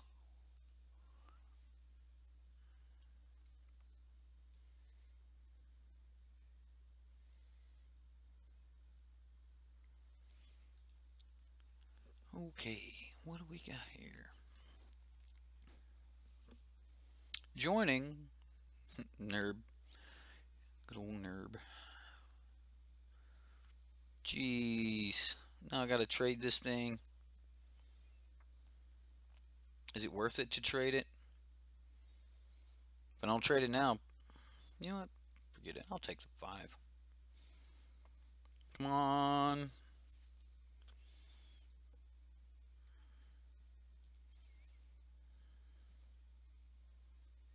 You won't trade. You won't trade. Take your 2.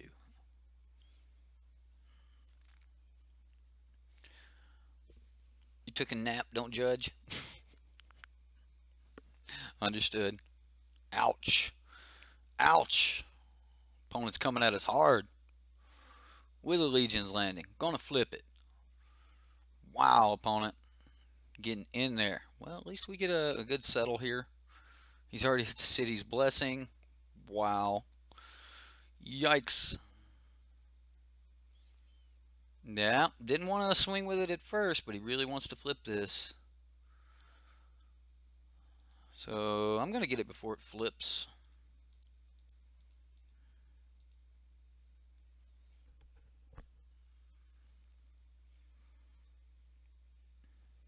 And then I guess next turn we play Anointed Procession,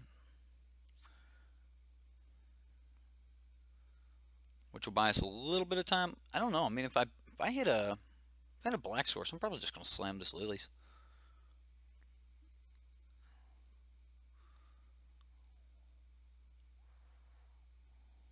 We did. Like, how worried do we need to be right here? We're at 13. He's got 3 cards in hand. I think we can get away with playing the Anointed Procession and then coming into the Liliana's Mastery. I think we can afford to. Right? Like, I think we can afford to be greedy is basically what I'm saying. Be greedy. Be greedy. Yeah, you're right, Andrew. We can afford to be greedy. The payoff is going to be so big that it's going to be worth it. I think. It feels that way anyway, considering this will have to enter the battlefield before he can even target it with any of his type of removal. And the life gain here should be pretty decent.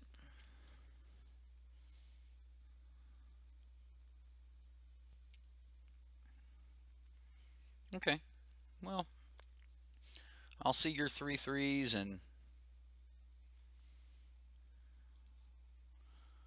wow. I'll see your 3/3s and make some 3/3s of my own. And we'll take a couple triggers. So we'll gain 4, you'll lose 4. That feels good. That feels very good. And that's why we have the Wayward. Meet them with yeah, we don't have 6 yet, but we're gonna have a bunch here in just a moment. Right, yeah, when it works, it's inevitable. Like it's going to win. But when it doesn't work, well, like anything, you know, when it doesn't work, it doesn't feel good. That's right, T-Bar. Greed. I just realized the little face. His tongue's a dollar bill or something.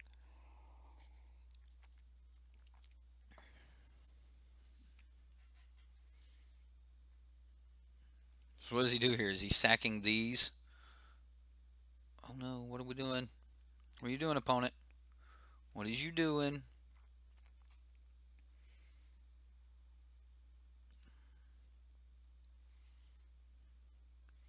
So yeah, he's definitely going to be like at an impasse on swinging this turn.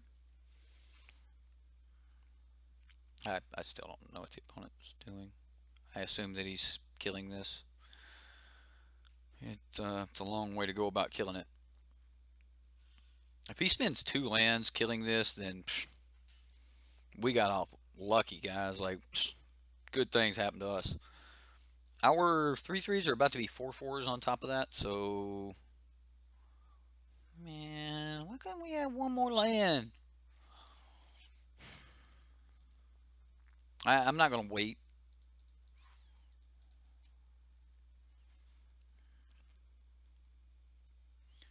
And bam! Ain't that great? Ain't that great? Coming at you, opponent. We're playing zombies! Yay, it's working.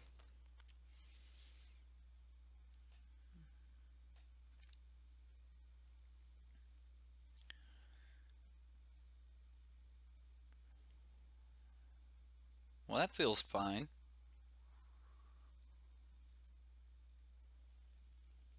Yeah, that feels perfectly fine with me. Again, if he goes to sack another land, yep,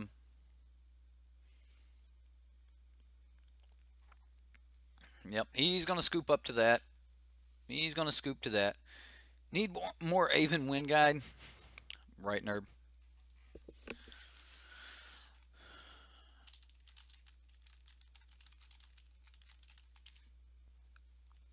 All right, what do we want?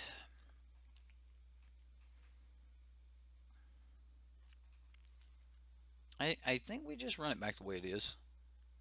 I think we just have to get lucky and get into our zombies and beat it that way. Yeah, if we only had a double procession, it would have been great. Would have been great. The Flying Zombie Armada.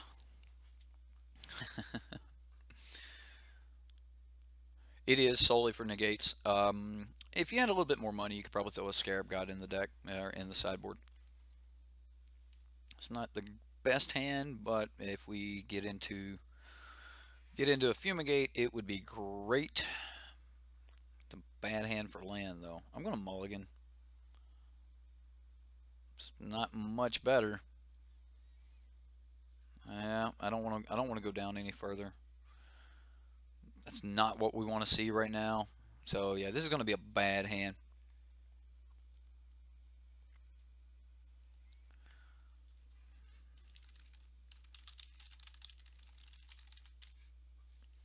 The opponent said he played zombies for a long time. Glad to see that it's still around. I told him, I said, we're trying to make it work. But, what's up, Crew Fix? I was actually wondering where you were at earlier. So I ain't seen old Crew Fix for a little bit. Wonder what he's doing. Oh, man, this is just brutal. Brutal.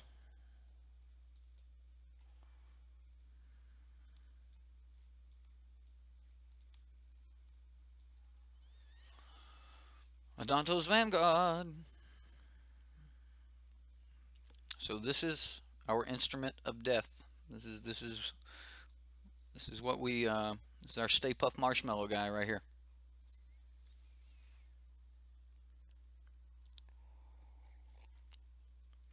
Is there meant to be music? No, I actually have the music killed. I can bring it up if you guys want to hear some music though. We could listen to it a little bit. Throw a little bit in the background. Is that too loud?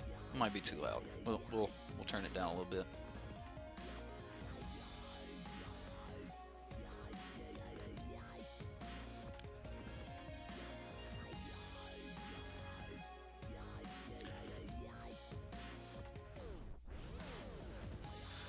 Not a good hand here, ladies and gentlemen. Our opponent hasn't done a lot of things either, which is really good for us, but not looking good.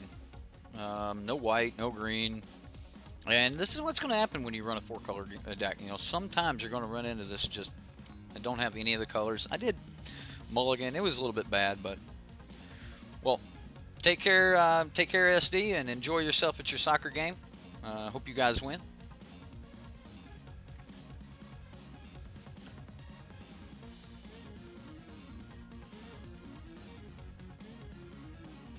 I have a friend, every time you hear the word soccer, he'll look at you and go, "What's soccer?" Ah, this is just brutal.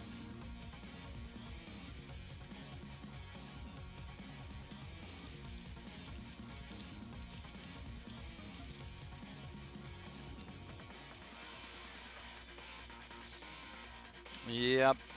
I'm pretty sure we're just dead here. We don't have white sources to cast our Settle or Fumigate. Probably should have kept that opening hand. Probably just should have went with it, see if we can make it working.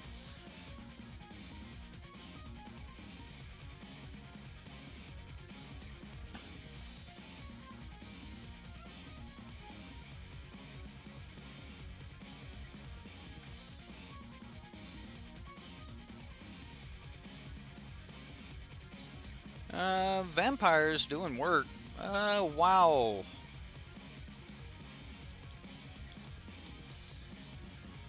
I don't know why he would play the,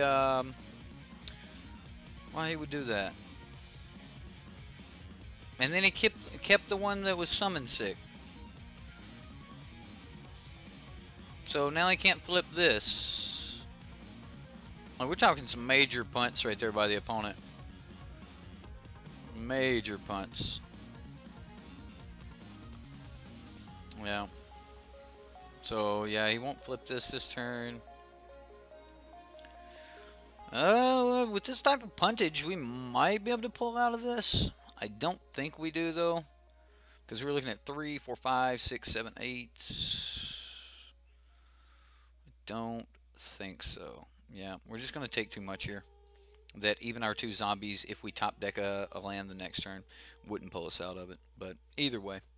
Yeah, it happened. It happens. Ryan, I'm going to say that, honestly, the Abzan list, there's probably a ton of different ways you can take it. I know Jansen Jorgensen's been working on the list a lot himself. Jansen's been doing, like, he's got a very good list, and I'm going to be actually looking at Jansen's list tomorrow. And we're going to be looking at his version or his take on this. We're going to be doing that for coffee time. So if you guys want to, tune in for coffee time, if you're a patron, you'll have a link to that. But coffee time's, our patron-only content we do on Tuesdays and Thursdays at 2. So if you guys want to check that out, make sure you're at least following on Patreon. You don't actually have to pay anything to follow on Patreon to know when that goes live. But it's a show where we basically meta tune decks for patrons. A lot of the a lot of the decks that we featured on Patreon have been tuned or meta-tuned in our coffee time. We have a couple guys normally show up. I think for the horde is normally trying. He normally tries to be there. We got people in chat that are just normally there, and the entire community kind of takes part in upgrading these decks. But Grixis, what? Grixis, what? You're trying a homebrew Grixis zombies this weekend at F&M. Grixis zombies could be a lot of fun. How are you making your zombies, or what's the point of the red or the blue? I don't know. I can find the point for the blue with the Scarab God, but what's the red for? Right. Andrew's the same question. What's the red for? The afflict zombies.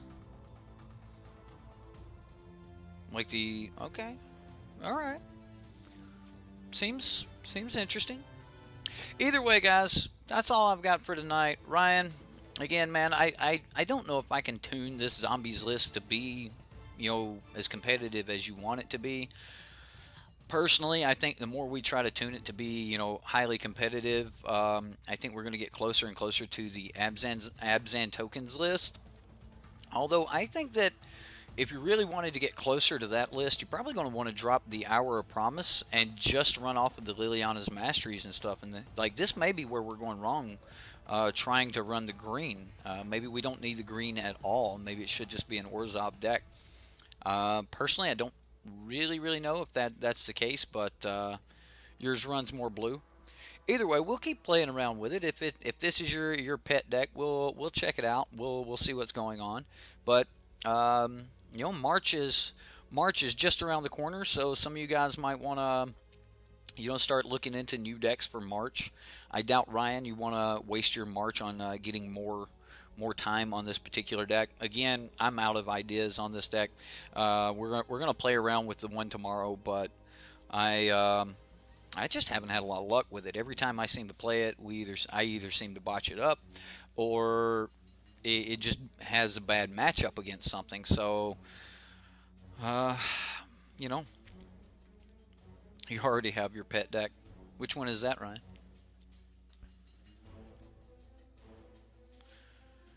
I'm going to try some jank with Wildfire Eternal to cast high-cost spells. Really, for the Horde? Really? Oh, that deck. Your new approach deck. Okay. Well, if you want, is that going to be your deck for March, or you're going to brew, or what are you doing on that? Yay, nay, I don't know. We'll see. Yeah, that 4-color approach. I kind of think the approach win con's a little bit better than trying to go wide with zombies and things. So, either way, that's all we've got for tonight, guys. I've had a lot of fun. I hope you guys have had fun. Remember to, smash that like button if you did like this content. If you're not subscribed, make sure you hit that subscribe button. You're going to want to be around for, our normal decks. Not all of our content is like this. This is kind of a special type of content that we do, tuning these decks and things like that. Playing Patreon decks. They don't always, work, and we can't always make them great. But we do have a lot of fun trying, so that's part of the beauty of Magic is you get these ideas, these problems, and you try your best to solve them, and sometimes you can find a good answer, sometimes you can't. But either way, yeah, absolutely smash that like button. Oh wow, I didn't know that. If you type smash plus some other stuff, it'll still catch it. But yeah, smash that like button, smash that subscribe button. Thank you all for coming out tonight. We'll see you tomorrow, and you know what, I know that I want to get that Vehicle Rush deck out, but we've got the coffee time, and we've got a lot going on. So, yeah, taking it to the PPTQ on Saturday. Well, awesome. Well, good luck with it. I'm glad that you found a deck that you're running really good with. Is that the deck that you said that you were crushing the red deck with and stuff like that? Was that you that said that? I think it was. I try to talk to all my patrons often, but sometimes you guys get mixed up on me, especially when you and Jansen are like building the same decks every week. I think you guys talk. I think you talk like, hey, I'm going to build one just slightly different from yours, and then we'll throw it on Eric and see if he gets confused or not. But I know you guys. I'm watching. I'm going to figure you out. Hopefully. Either way, guys, that's all I've got. Man, had a lot of fun. Hope you guys had fun. We'll see you next time here on Sideboard MTG. What do we got next?